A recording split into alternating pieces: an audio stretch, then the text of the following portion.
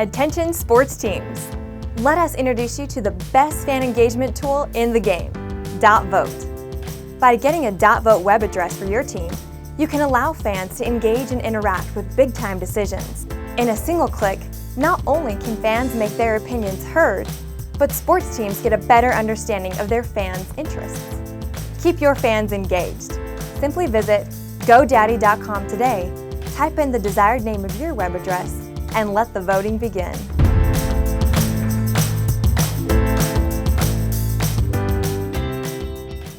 What the heck happened to the Kansas City Chiefs? We'll discuss with Pete Mundo from KCMO in Kansas City, plus what lesson the Yankees organization could learn from the Chiefs' downfall. It's all straight ahead on a fresh edition of Gordon Damer on Sports.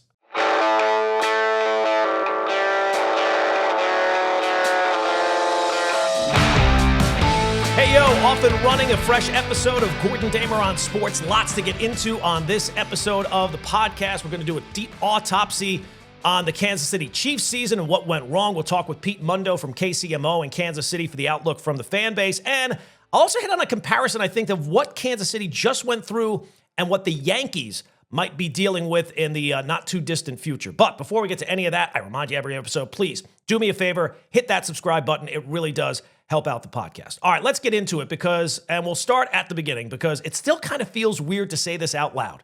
The Kansas City Chiefs will not be part of the playoff field this year in the NFL, and it still kind of sounds like a mistake. We are going to get a playoffs in the NFL with no Patrick Mahomes, no Travis Kelce, no Andy Reid, more importantly, no Taylor Swift. And what's kind of funny in a way is that while it feels shocking, even almost a week after they got officially eliminated, it really shouldn't be. Because if we're being honest, I think we were all kind of living in NFL denial this season because the warning signs for the Kansas City Chiefs have been there and they have not been subtle. They were not hidden. You didn't have to do a deep dive into the analytics to figure out why the Kansas City Chiefs were probably not going to be a playoff season this year. And even as the odds expanded over time, we still kind of figured out that the Chiefs would figure it out because they always figure it out. They always survive, right? They always found a way out of danger. Late in games, late in seasons, right up until the moment, they didn't. And now that we're at the end, I think we all had that kind of aha moment when Patrick Mahomes goes down with a torn ACL and his season's over. And that comes in a game where the Chiefs are officially eliminated from the playoffs. But the problems that they have clearly didn't start there. They have been going on here for the last couple of years. And you can look back with hindsight being 2020 and realize we didn't want to admit it because Kansas City kept winning, right? That's the trick of sustained greatness. Like you just assume it's going to continue over time forever. And it kind of buys you the excuses. It kind of gives you the benefit of the doubt long after the evidence has started stacking up against you. And that is certainly the case with the Kansas City Chiefs because for a few years now, the Chiefs have been a team that has been flirting with danger and disaster. The offense has not been the same explosive big play offense that we saw much earlier on in the Patrick Mahomes run. It was more about efficiency over the last couple of years. And Mahomes pulling plays out of his you-know-what or a controversial call at the end of games or the defense all of a sudden coming up with a big stop. Like last year, we brought this up in the very first episode talking about the NFL season this year. Kansas City won 11 one-score games last year. That's the most in NFL history, and it's not dominance. That's living on the edge. And when the luck regressed this year, the regression was violent. And now they're 1-7 in one-score games. So even with the same team, essentially, the same quarterback, the same coach, very different results. And the Chiefs did not win last season because they were flawless. They were brilliant at kind of escaping their own flaws. And that is a very different thing. And that's not dominance. That is walking a tightrope. And that only works until the wind changes. And this year, the wind dramatically changed for the Kansas City Chiefs. So these things have been there for a while, and we all kind of deluded ourselves that they weren't happening or that the Chiefs would be able to rise above it. Because when the coin flip games landed the other way, not even the great Patrick Mahomes could fix it. And it's almost fitting in a way that he got injured on a play trying to do too much to save an offense that has not been doing nearly enough on their own. So when the Chiefs stumbled earlier this year, I think we kind of treated it like background noise, at least early on. Like when you're watching a movie and you just figure it's another obstacle for the hero to overcome, but clearly he's overcome. I mean, otherwise there wouldn't be a movie. And with the Chiefs, that's always how the story ended. They always are able to overcome right up until Sunday. Because sometimes you get to the end of the movie and now you're realizing, you know what? The clues were never subtle. Of course, he was dead the whole time. Bruce Willis was dead the whole time. Of course, the calls are coming from inside the house. The warning signs for the Kansas City Chiefs have been there the whole time. And I guess we just kind of chose to ignore them because they've just been that great over this run with Andy Reid and Patrick Mahomes. So now that has happened, where the story goes from now is going to be fascinating because make no mistake, right now is the greatest adversity that Patrick Mahomes has ever faced in the NFL. More than a Super Bowl loss, more than a bad loss in a playoff game or anywhere during the regular season. This is completely different what he is dealing with. And it's almost a perfect storm of things going against him. And so often we talk about success for quarterback and all the things that are outside of their control. All the things outside of Patrick Mahomes' control, he got right away. Walking in the door, day one, went to a playoff team, got to sit for an entire season basically, had a great offensive-minded coach to work with, had a team loaded with weapons, a team ready to win right away, did not have to deal with all the struggles of a rookie quarterback. That is football perfection for a quarterback coming into the league that's not a finished product. And that doesn't diminish his greatness. I just think it puts it in a bit of context, and that context matters now because all those things are kind of out the window. Think about what he has to overcome moving forward. The roster has got to undergo a bunch of changes, right? It better. Travis Kelce has caught his last pass from Patrick Mahomes. So that security blanket, which was fading anyway, that's gone. The great days of the explosive offense with Tyreek Hill, he's not coming back. The injuries that they've had along the offensive line, those should heal. That should be fixed over time. But it's a team that's only getting older, and it kind of needs to be transformed on the fly. And how do you do that, given that there are real salary cap limitations? And now Mahomes is facing his first real physical setback, an ACL tear. It doesn't just threaten his availability. I think it kind of threatens his identity. His greatest weapon has always been his movement, his ability to create second and third plays in one play, to turn a broken play into a big play or a touchdown. That ability, if it's even diminished some, I think that has a massive ripple effect on this offense, which already has its problems. And what made Mahomes different was not his arm strength or his accuracy, it was movement. His ability to reset on the fly, re-angle, and still complete passes. And if that comes back on schedule, and everything seems like it will, but if it doesn't, he's not the same player. And if he's not that right away, who knows? Sometimes in sports, things never go back to the way they were. And that means the Chiefs have to confront something they've been able to kind of avoid for a few years now. They can't keep asking Patrick Mahomes to be the only magic on offense. That style of football does not age well, and it doesn't age well for quarterbacks, and it definitely doesn't age well for rosters that have been slowly drained by success. And think about all the playoff runs, all the extra games that they have played. So I think that this is where the conversation gets a little uncomfortable because you have to talk about money and you have to talk about the salary cap. And the Chiefs are now paying for their success. Their decade of success, there is a price to be paid for that. And that bill is coming due all at once. So they're a team that's going to be very tight against the salary cap. They're going to have to make moves to restructure things and extensions. And the salary cap is there to be managed and massaged. But the reality is every dollar that they free up today is borrowed from tomorrow. So they have some, I'm sure, some moves. And I didn't go into all, I don't want to do that on the podcast, but, Juwan Taylor is one player that gets mentioned a lot. I think he's making $20 million. They could cut him, and that would free up a lot of money. They have Chris Jones is another player who is still productive, but is a massive question. I think he's set to make $49 million or $45 million. And that cap hit can't simply stand as is, so they'll have to restructure that. But again, they can extend it. They can push that money down the road. But every one of those options ties future flexibility to an aging player. Other players along the offensive line, they have a lot of money invested there. They have some very good players. But again, restructuring just kicks that can down the road. And there's something about keeping the window of opportunity open, but you are hurting your future self with your present self. And some of these things is all before you get to their own free agents. They got a bunch of free agents this year. The running backs are free agents. J.J. Smith-Schuster's a free agent. They got a bunch of guys on their team, and you can't keep everyone. And based on the way things are trending, they probably shouldn't keep most of them.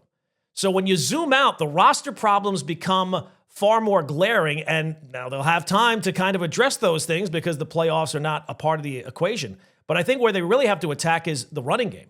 You know, Kareem Hunt and Isaiah Pacheco had 7 runs of 12 yards or more on nearly 250 carries.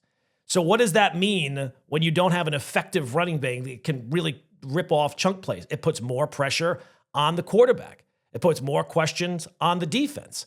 And I think what you see from the Chiefs offense now, defenses aren't scared of the Chiefs anymore. You know, they sit back, they rush forward, they play man-to-man, and they dare Kansas City to beat them one-on-one. And too often this year, they could not do that. So it's going to be fascinating to see where the Chiefs pivot from now. And sometimes I feel like it's very silly to talk about players' legacy while they're still playing. But with Mahomes, I do think it's fair because history in sports doesn't remember everything about the rise of the player when it comes to what happens after, right? Like sports is littered with guys who had unbelievable first half of their career. Mike Trout, right? Greatest baseball player we've ever seen. Then the injuries started to happen. The team didn't go to the playoffs, and now I think his conversation is different than the way maybe the first 7 years of his career. Tiger Woods certainly is someone who was the biggest star in his sport, in sports, and then his body kind of betrayed him. Mike Tyson is another guy who was a huge thing and one of the most watched athletes of all time, and it was gone just as fast. Sports is just littered with these kind of guys that you thought, hey, this guy, he's going to be one of the all-time greats. And I think what that tells you is that endings matter. They don't erase all the greatness that you saw originally, but sometimes those things can change. And the Mahomes conversation, again, it's not about whether or not he's great or one of the greatest of all times. Because of the success he's had in his career, his conversation centers is he the greatest quarterback of all time. And when you're in that conversation of the greatest, every flaw is magnified. And now it's going to be much harder than anything that he has faced before because a lot of the safety nets have to change or are gone. The margin gets thinner. The salary cap is tighter. The league is evolving at all times. And for the first time, the Chiefs, we can't just assume they'll figure it out, right? Like, I think that's, even when they've had disappointing finishes, like losing in the Super Bowl, you just figure, the Chiefs will be back. They got Mahomes. They got Andy Reid. They might go into this offseason thinking it's just a tweak kind of offseason when it's really more of a wholesale changes offseason. And now we have to see how able they are to adapt to what they are going through. And the answer to that question will define not just next season, but maybe the second half of Patrick Mahomes' career. Because again, with greatness, it's partly about your peak, but it's also about how the story ends. And for the first time in a very long time, and maybe for the first time ever with Patrick Mahomes, the Chiefs are no longer invincible. All right, now we're joined by a news radio host from KCMO in Kansas City, Pete Mundo, good friend, longtime friend, to talk a little bit about the Kansas City Chiefs, and he's nice enough to give us a few minutes today.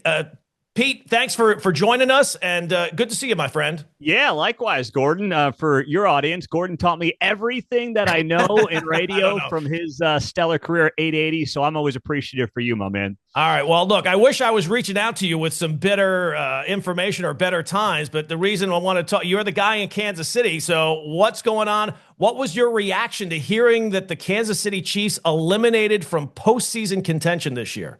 Well, I'll just give you the perspective of my 7-year-old. She's been born here, raised here. This is all she knows. She literally collapsed on the ground when Gardner Minshew threw an interception to end the game. And she doesn't know a world. Think about this. She's 7 years old. She has never seen this team not play in an AFC championship game. Now, she doesn't remember the early years, obviously, but she's gotten very into the Chiefs. Her entire existence has been the Chiefs playing for an AFC championship, most of those games here at Arrowhead Stadium. It is weird to be sitting here. You know, I've been here 8 years now. I've never not seen this team in an AFC championship game. So we're going back 11 years to the last time this team was not in the playoffs. You know what? But last year, you look at all the close wins. Eventually, that had to balance out, right? That's just how sports works. And we've seen a lot of that this year. And listen, the schedule is brutal. You pick last in the NFL draft every year for half a decade. And you played another season of football the last 5 years with 3-4 playoff games. They're tired. They're worn out. They're banged up. They're getting old. A lot of overpaid guys. And this is how the NFL goes. That's why it churns and burns. Yeah, it's amazing how quickly things change. In this calendar year, in 2025, we were having conversations about the Chiefs going for a three-peat. Can they ever be beaten? And now here we are and they're not even going to be in the playoffs. And we were talking on The Fan a couple of weeks ago, with as wide open as the AFC was before they got eliminated, I still think that they were the team to beat, even though they weren't in playoff contention, even though the teams that they were chasing had all beaten them this year. That's just how strong that brand has been here over the last decade or so with Andy Reid. I know. The other thing that I don't think got enough attention going into the season, just how much better this division is. The Patriots beat up on a terrible AFC East most of Tom Brady's years, and the Chiefs for the last decade beat up on a pretty bad AFC West. But now you got Sean Payton, you've got Jim Harbaugh, you have Andy Reid. Pete Carroll's having a terrible year, but you've got basically 4 Hall of Fame caliber coaches in this division and 3 great ones at the top. So it was going to eventually even out. I don't think anybody in Kansas City thought it would level out this quickly in the way that it has this year. But you know what? I really don't think it's the worst thing. The Mahomes injury is obviously horrible, but getting a top 15 pick, having an offseason to really just rejuvenate yourselves and really understand that you've been kind of patching this thing together for a couple of years with very close wins and a lot of Mahomes magic. It might have made this team look better than it was for the last 2 seasons. So now it's like that wake-up call that we all need, and I think the Chiefs are going to actually benefit from this over the next couple of seasons. When you look back on this year, is there one thing that you say that was the biggest problem? Oh, boy. I mean, the offense to me. I mean, Steve Spagnuolo really has done an amazing job with this defense. They don't win the 2 most previous Super Bowls without Spagnuolo's defense. And everyone obviously just thinks about the Chiefs. They think offense, Andy, Mahomes, Kelsey. They think about all these guys. The defense was tremendous during this, run to 3 straight Super Bowls. And I look at the offense and I say, you know what? It's been 3 seasons where the offense has been middle of the pack in points per game. It's not the offense with the Tyreek Hill teams. That's not what this offense has been. It's been a long time since they've had that really explosive, sling it around offense. So I look at that side of the ball. It feels like defenses have caught up a little bit to whatever Andy's doing schematically. And the defense was only going to carry you so far, even with Spagnuolo doing a great job. That defensive line's getting a bit older. The secondary not quite as strong as maybe people thought it was going to be. And that's how you end up with a team sitting there, missing the playoffs for the first time in 11 years. What's the talk in Kansas City about changes this offseason? Do you think it's going to be tweaks around the edges? Do you see maybe a change in the coaching staff somewhere? What do you think is the possible? What's everybody talking about in terms of improving this for next year? Definitely a new look on offense. And that doesn't mean anything with Andy. Andy's obviously going to write his own ticket in and out of this town. But there's got to be more creativity.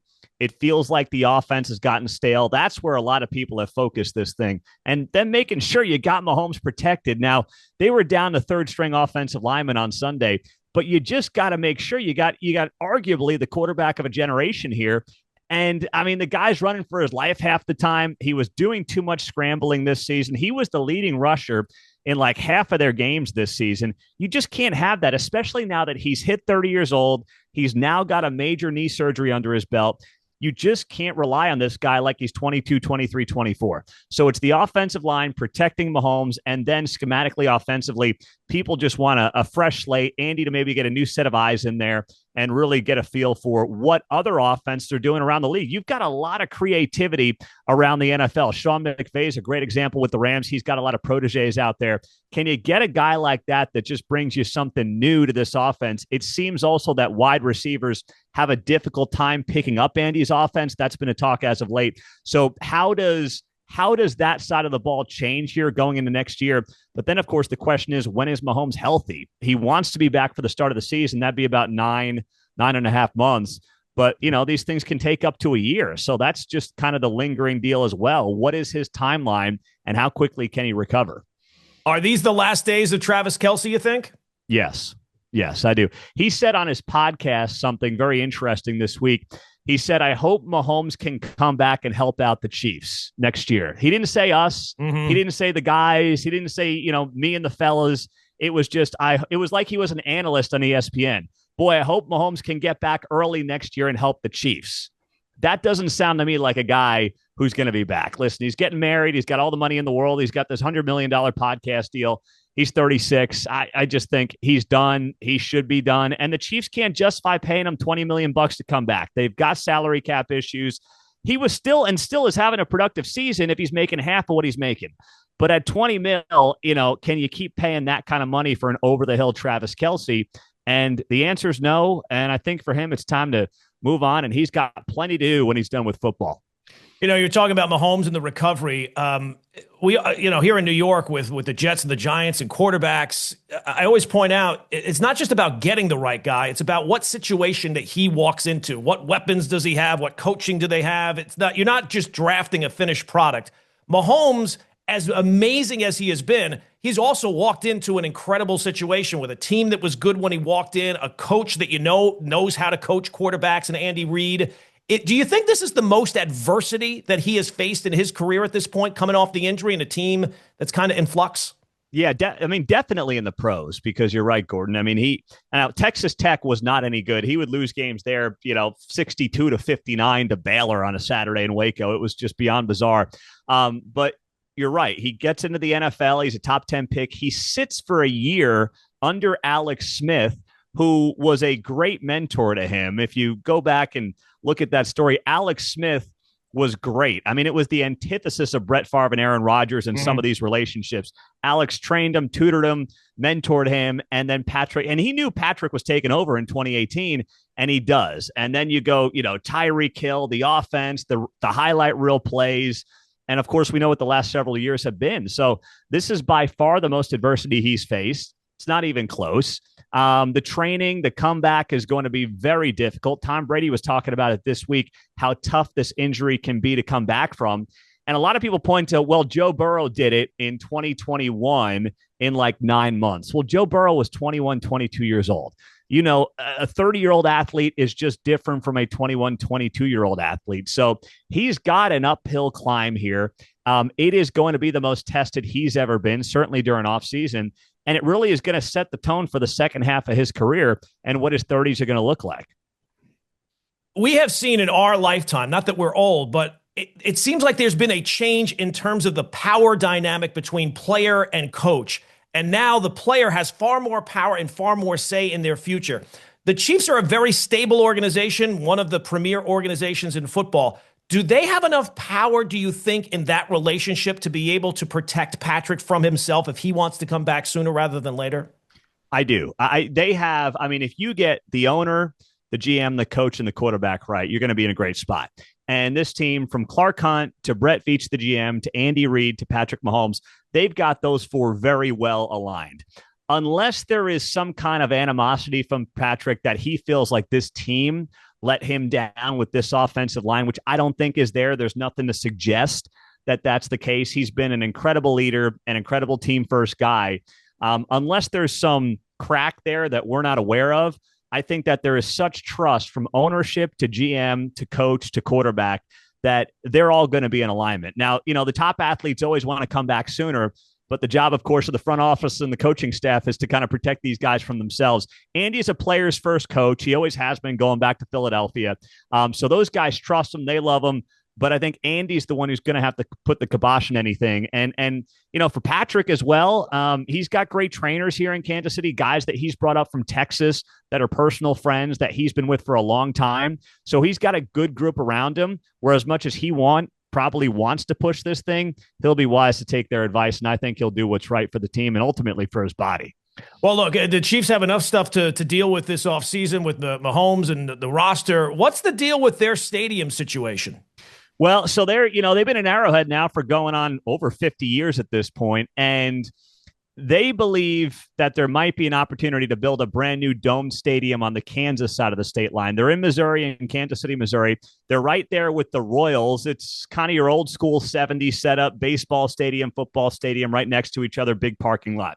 The Royals are leaving. The question is, where are they going? They tried to get downtown to Kansas City, Missouri last year, but the taxpayer voted it down.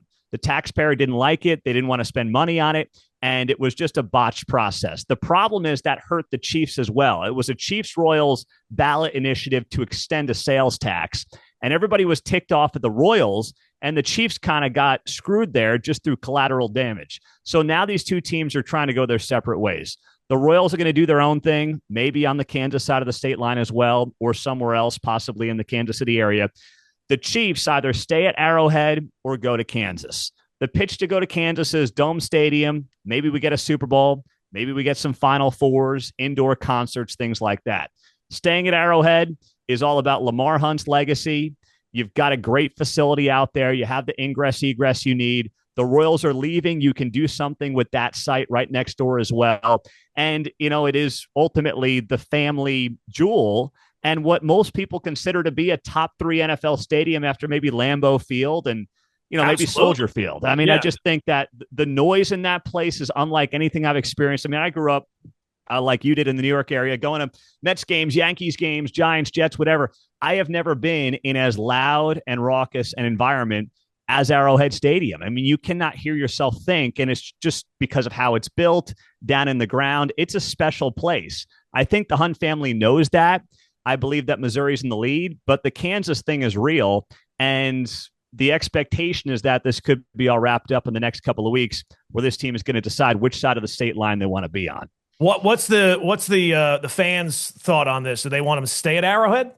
I think overwhelmingly fans do like Arrowhead. I mean, the history of it, the tailgate, you got people, you probably see it on NFL Network, and, you've got people lining up at 2 in the morning to get into the stadium. They're tailgating the tailgate because the parking lot doesn't open up until 7 in the morning. So they're boozing at 5. They're out there. They're grilling to get in line to get their spot in the parking lot. I mean, the fans love it. And let's be honest, we've seen this everywhere else in the country. You get the new stadium, the PSL start coming, the regular fan that's had tickets for 50 years gets priced out, and it just ends up being a screw job of the average fan. So I think most people want them to stay where they're at. It's really more of a business play if you go to the Dome Stadium. But I'm also not convinced at all that, listen, I love Kansas City. It's home. They're not going to get into the regular Super Bowl rotation. They'll get a one-off like MetLife, but they're not going to be in the mix with Houston and New Orleans and Miami. They're just not.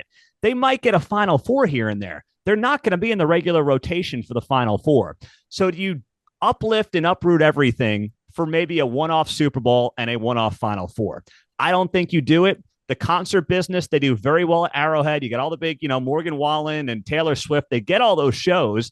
And most of those shows are in the summer anyway. There's plenty of outdoor stadiums that host the, stadium shows outdoors in the summertime. That's when they happen. I don't think that lane is one that you uproot the stadium for. So most fans want them there at Arrowhead, and my hope is that they'll stay as well. What's your prediction? I believe they'll stay. I think they'll stay. I'd say 70-30, they end up staying where they're at. I just think, too, the more I hear from people tied to the family, that's their legacy. That's their home. The Hunts are actually Dallas, Texas people. But when they come up here, they've got a whole built-in home in Arrowhead Stadium. That is literally their home when they are in Kansas City. And Clark's, obviously honoring his father, Lamar, and everything that relationship is about. I just can't see him tearing down the house that his father built, especially as Arrowhead continues to remain a really special place, not just for Kansas City, but for visiting fans. You go to a game, and visiting fans just want to experience what the stadium's about, and they love the experience. You just go to another kind of cloned Dome Stadium, I mean, it kind of loses its lore Absolutely. and its luster, and I think that they hopefully realize that. Yeah, and I just look at the Chargers. Even with the Chargers' success, it really feels like that move to LA has blown up what their franchise and what their brand was. Like, they're the second team in LA. It seems like a distant second. Who knows? Maybe if they win a Super Bowl, maybe that might change. But they were playing in a soccer stadium for a year just to get just to be able to move away from San Diego, which was their fan base. So I think that that's almost like a cautionary tale. As good as the Chargers have been this year, and not that it would necessarily be that far of a move in terms of actual distance, but I do think that you threaten kind of blowing up your brand if you move away from an iconic stadium in an iconic area like that. Yes, and Arrowhead, I think, has reached that iconic level, to your point. So why you would give that up for maybe some more along the bottom line, I think it's a fool's errand. I think you got to believe in the long term of what the franchise is, what the stadium's about, and not just drawing your fans there, but drawing opposing fans there. I mean, that's a big part of the secondary market now. We all understand how the game works. And I think that the opposing fans also have more intrigue in Arrowhead than to do some, sterile new stadium that might be domed in, which is nice in December. But outside of that, what's the perk? Yeah. Look, I'm very jealous of you because you grew up in New York, you grew up with New York teams, and you get to move to Kansas City and adopt this franchise just as it's taking off. As a Dolphin fan here in New York who is never going to see any success whatsoever, I'm very, very jealous. But I will ask you this. Now, I don't know that you'd necessarily have an answer to this just yet because the Chiefs just got eliminated. Is there a team that you will be pulling for, or more importantly, is there a team that you hate that will be part of the playoff field that you will be spending your time rooting against this postseason as a Chiefs fan? Yes, I will root for the Bills. I mean, I want to see Josh Allen get his Super Bowl. I mean, just look at what the AFC is shaping into. I can never root for the Patriots. No one can root for the Patriots. You got two teams from the AFC West going, and I can't stand Sean Payton. I like Jim Harbaugh, but once again, it's a division team, so you're not going to root for them. So Jacksonville, no one has an opinion either way on Jacksonville. So it's like, you know what? I would love to see Josh Allen get his. I think that helps the Mahomes-Josh Allen rivalry, like we saw with Peyton and Tom Brady all those years. Yep. And you know what? Let the Bills fans get theirs. It's good for the NFL. It's good for the AFC. It's good for the Chiefs and the Bills. I like what that could do. In the NFC, I mean, give them the Lions. Get two lovable losers in there, and let's see how it plays out in the Super Bowl. Why not? All right, Pete. Well, thank you so much for the time, man. I appreciate it so much, and congratulations on all your success. Talk radio, news talk, is the passion there any different? Can it translate from the sports fan experience? Yeah, well, here's the beauty of it, too. Doing what the industry may consider news talk. I mean, I'm doing a Kansas City talk show that's obviously leaning into what happens here. We mix in the news, national news, the political news, but the Chiefs are news here. So what I can do is I'm not doing a sports show, but certainly Monday, you're doing a lot of Chiefs. You're hitting it every hour. And that's the beauty of this format. I can talk sports when sports is big news. Whereas if you're in sports talk, and listen, I love sports. I'm a sports fan. But, do I miss having a breakdown, a reliever swap in the 8th inning in a meaningless game in early August? You don't miss talking about the Jets and Giants getting ready for the draft in 150 days? Yeah. The Mets pulling a reliever with 2 outs in the 8th and the guy steals, second base. Was that the right move? I mean, don't get me wrong. That's fun. But outside of football season, I really don't miss the day-to-day grind of sports talk because you can make sports into news if you want. And I think that's the beauty of the format. I think also that's where the format's trending. Everyone thinks like Rush Limbaugh, diehard politics. Listen, everyone's just interested in, I think, the same things, the culture, the sports, the news, sometimes the politics, and you blend it all together and try to put on a good show. Pete, thanks so much, man, and congratulations on all your success. And hopefully, maybe next year, the Chiefs things will break right for a change. Maybe you'll get a little lucky break and you'll be back in the playoffs. Yeah, we could use some help from the refs too while we're at it, right? Thanks, Gordon. Exactly. All right, thanks, Pete, man. Remember college? Well, now college is over, and here comes your student loan debt. Is your private student loan debt keeping you up at night? You really need to talk to YRefi. YRefi refinances distressed or defaulted private student loans that others won't touch. They can save you thousands of dollars and get you a custom payment that you can afford. And they don't care what your credit score is. Don't let private student loan debt ruin your life. Call YRefi today. All right, we started with the Chiefs. I'm going to shoehorn the Yankees into the conversation somehow, but I do think that there's a comparison between the two, and tell me if this makes sense to you. As we were talking about the Chiefs, I said, right, I think we can all agree now, the warning signs were there, and everyone this season coming into the year just kind of ignored them because how can you doubt what Kansas City is able to do? They always kind of figure it out, and they always make it work because they have a great organization and a great player. Now, zoom out for a second and look at the Yankees because I think the parallels are a little uncomfortable, as a Yankee fan at least. Yankees haven't had the level of success the Chiefs have had, certainly not recently. But it seems like the assumptions are the same. The biggest one being, we'll be fine. We always make the playoffs. We'll figure out a way. And that assumption is not coming from the fans. It's coming from inside the house. It's coming from the organization itself. Now, with the Chiefs, it's Mahomes. That's the thing that you can always hang your hat on. With the Yankees, it's Aaron Judge. Everything flows through the great Aaron Judge. The Yankees can still be elite because they have Judge and he's still great. And no one's arguing that. But he's also human. What happens when he slows down even a little? Things change in a hurry. What happens when he misses some time? Because history tells us that is not a crazy question to ask. Meanwhile, what has happened so far this offseason? Look around the American League East. The Blue Jays, who came within 2 outs of winning a World Series, they're looking to improve. They're adding. The Orioles are adding. The Red Sox are adding. And what are the Yankees doing? They're standing pat, at least so far by choice. Now, you'll hear, it's a long off season. There's a long way to go, and that is true. But the Yankees themselves are telling you what their plan is. And they've basically told you they are comfortable being the same team and bringing back the same roster as last year. Run it back. No urgency, no shakeup, no improvement. And they'll tell you, you know what, our team was good. Statistically, we were just as good as the Blue Jays. We won as many games as the Blue Jays. Yeah, the only problem with that is you were not as good as the Blue Jays. No matter how many times you try to say it and make yourself believe it, no one believes it. You were not as good as them in the regular season. You were not as good as them in the playoffs.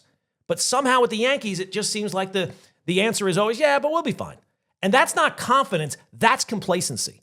This organization has become way too comfortable resting on its own reputation, on its past success, on the idea their process is always right. And if it ever fails, well, it wasn't about the process. It was on the players, right? The playoffs are a crapshoot. How could we ever figure that out? And that's always the fallback. The plan is flawless. The execution is the problem. So obviously the Yankees' plan A is to bring back Cody Bellinger, and then everything else will kind of fall into line. And maybe if he signs somewhere else like the Mets, we'll hear about a different plan and one where the actual focus is in improving the team overall. But that's the Yankees, man. Often wrong, but never in doubt. And that's where the Chiefs comparison to me really lands.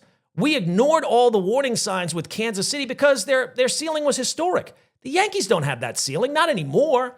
And even in an offseason where they haven't lost anybody that they were targeting, the rest of the division is getting better. That's what the offseason is supposed to be about, getting better. And the warning signs with the Yankees are flashing everywhere. And the difference is this. The Chiefs, we ignored the warning signs. You could understand the Chiefs even ignoring the warning signs because they always pulled it out. With the Yankees organization, it feels like they're the ones that pretending that the warning signs are not there. The fan base realizes that the warning signs are there. They're not ignoring them, but the organization seems to be. And that's a much bigger problem. All right, that's going to do it for another episode of Gordon Damer on Sports. If you've not done it already, please do me a favor. Hit that subscribe button on whatever platform you are taking the podcast in on.